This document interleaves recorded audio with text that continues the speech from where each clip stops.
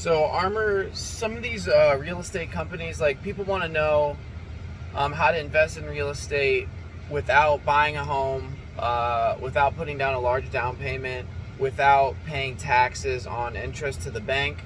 Now, the word mortgage, like mortgages can be used really well, but the banks do use them to make money. Now, when mortgages were 2% or 3%, even 4%, and inflation was higher than that, it made sense to have a mortgage because you're essentially, the debt is eroding from the inflation, so you're making money to hold debt. Now, things are a little different now.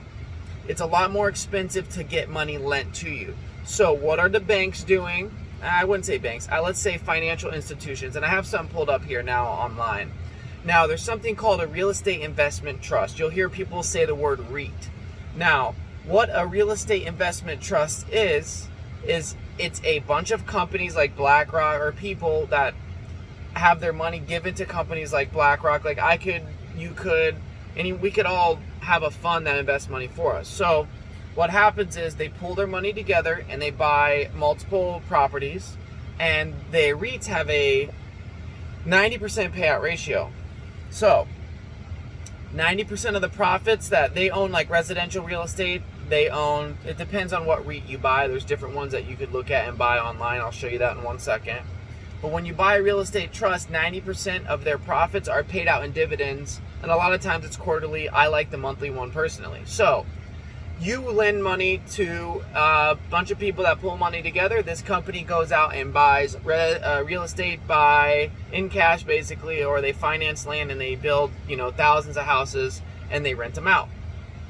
Now, if we look at what a REIT does, is let's go ahead and flip this. So we have this is Armor Residential REIT. It's based out of Florida. So what they do, I'm not saying this is a great buy or anything like that. I don't want to push what I am or am not buying, but we can look at its what they do anyways. Let's get to what they're actually doing.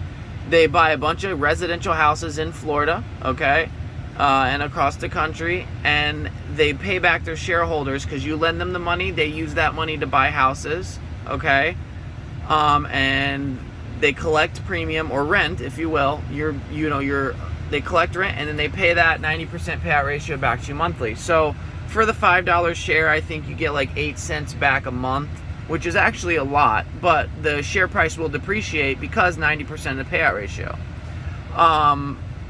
Some REITs are like Realty Income is one that I personally hold. I don't think this is a bad idea anymore now that rates are so high. So when they buy these, okay, like let's look at major holders here, and you can see BlackRock owns BlackRock and Vanguard. Look at that amount owed, man. They own so much. That's, 40 million, let's say 50 million shares. Okay, so 25% of the company is owned by BlackRock or Vanguard. So institutions they hold this, and then they go buy real estate and they collect rent from tenants and pay themselves back. So why wouldn't they just, they don't just, real estate is not just done by like buying a house and then like renting it out or living in it. You buy, like major institutions, they buy like a ton of land, and there's better reasons for this too. No MPI, like I said, no interest, but you do have taxes, okay? So the dividends are taxed at your income. You don't have to pay interest to the bank, so basically there's some negatives and some positives, but now that interest rates are so high, a lot of funds move into stuff like this instead. And the average person doesn't know what a trust fund is or a real estate trust, but that you could even buy it. But it just shows you that like Morgan Stanley, like all these giant companies, they own all the land, they own all the houses. Like the word mortgage means death pledge. That's literally what the word means.